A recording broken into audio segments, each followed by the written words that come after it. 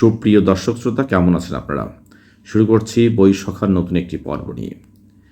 বই সখার নতুন এই পর্বের আজকের আয়োজনে রয়েছে আমাদের জাতীয় কবি কাজী নজরুল ইসলামের একটি কাব্যগ্রন্থ নিয়ে আজকের আলোচনা।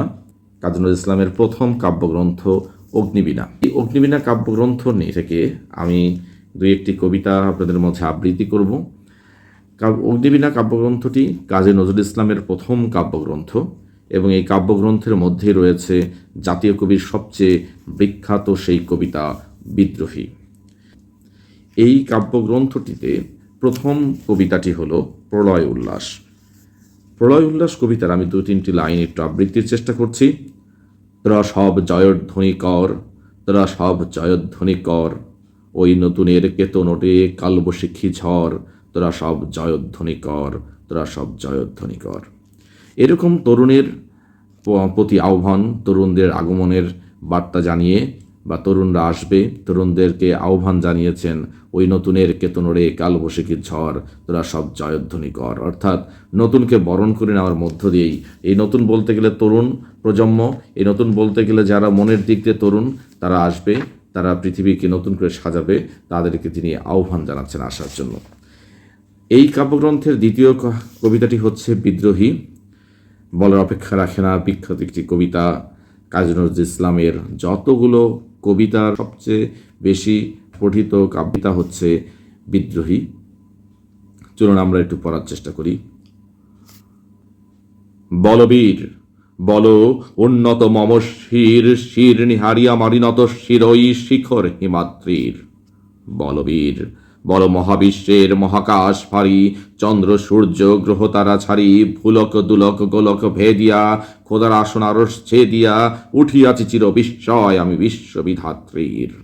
মম ললাটের রুদ্র ভগবান চলে, রাজ রাজ টিকা দীপ্ত জয়শ্রীর। বলবীর চির উন্নত মম শ্রীর। ঠিক এরভাবেই আমরা কাজী নজরুল ইসলামের দ্বিতীয় অগ্নিবীণা কাব্যগ্রন্থের দ্বিতীয় কবিতা বিদ্রোহী কবিতা তিনি লিখেছেন। অনেকটা বড় কবিতা। এই কবিতার মধ্য দিয়ে তিনি একদম বিদ্রোহী ভাব, কিভাবে বিদ্রোহের সুর ঝংকার বেজে উঠবে, কীরকমভাবে তিনি চমৎকারভাবে দেখানোর চেষ্টা করেছেন। এরপরে কবিতাটি হচ্ছে রক্তাম্বর ধরণীমা। এভাবে আমরা যদি দেখি, তারপরে এইখানে রক্তাম্বর ধরণী মায়ের মধ্যে একটি চমৎকার একটি লাইন, আমার সবচেয়ে প্রিয় যেটি লাইন, যে ধ্বংসের বুকে হাসুক মাতর সৃষ্টির নবপূর্ণিমা। আসলে নতুন কিছু তৈরি করতে গেলে অবশ্যই আপনাকে ধ্বংস করতে হবে, ধ্বংস করে তারপর তার উপরেই আপনাকে নতুন প্রতিষ্ঠিত করতে হবে। তাই এই ধ্বংসের বুকেই নতুনের যে সৃষ্টি, এই সৃষ্টির কথা তিনি বলে গেছেন। এরপরে কবিতাটি হচ্ছে আগমনী। এভাবে তিনি মোট 12টি কবিতা এইখানে স্থান দিয়েছেন। এইখানে কবিতা কাব্যগ্রন্থের মূল বিষয়টি ছিল আসলে তিনি নিজেকে বিদ্রোহী রূপে পড়ে প্রকাশিত করার, অতীতের যাহা কিছু আসলে গৌরবের বা শক্তিমত্তার প্রকাশ করে, সেই সমস্ত ঘটনাবলীকে নিয়ে তিনি সাজানোর চেষ্টা করেছেন এখানকার কবিতাগুলো। ধূমকেতু, এটাও আমরা জানি মহাজাগতিক একটি বিষয়, তারপরও এই মহাজাগতিক বিষয়কে তিনি স্থান দিয়েছেন একটা বিদ্রোহী ভাব হিসাবে।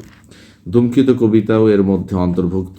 এরপরে যদি আমরা দেখি, বিশেষ করে কামাল পাশা, ইসলামিক ঐতিহ্যের কামাল পাশা নামক এই কবিতার মধ্য দিয়ে কবি বিশালভাবে এখানে উপস্থাপন করার চেষ্টা করেছেন তার বিদ্রোহীর আরও একটি সত্তা।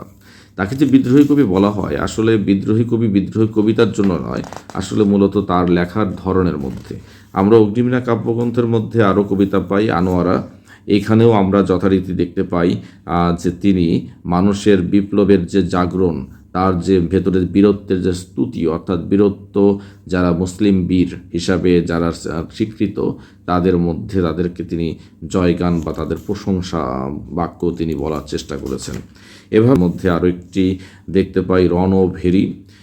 এটি যুদ্ধের শুরুর পূর্বে একটি যে বাদ্যযন্ত্র বাজানো হয়, এরকম বাদ্যযন্ত্র বাজিয়ে তিনি একদম বিদ্রোহী কণ্ঠের বিশালোত্তর বিষয়গুলো প্রকাশ করার চেষ্টা করেছেন।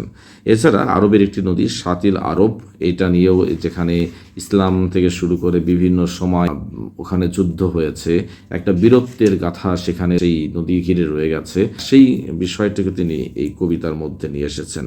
এছাড়া আমরা যদি বলি খেয়া পাড়ের তরণী, এইখানেও আমরা দেখতে পাই মুসলিম ঐতিহ্য ফিরে আনার জন্য তিনি এই কবিতাটি লিখেছেন। এভাবে কোরবানি নামেও একটি কবিতা তিনি লিখেছেন।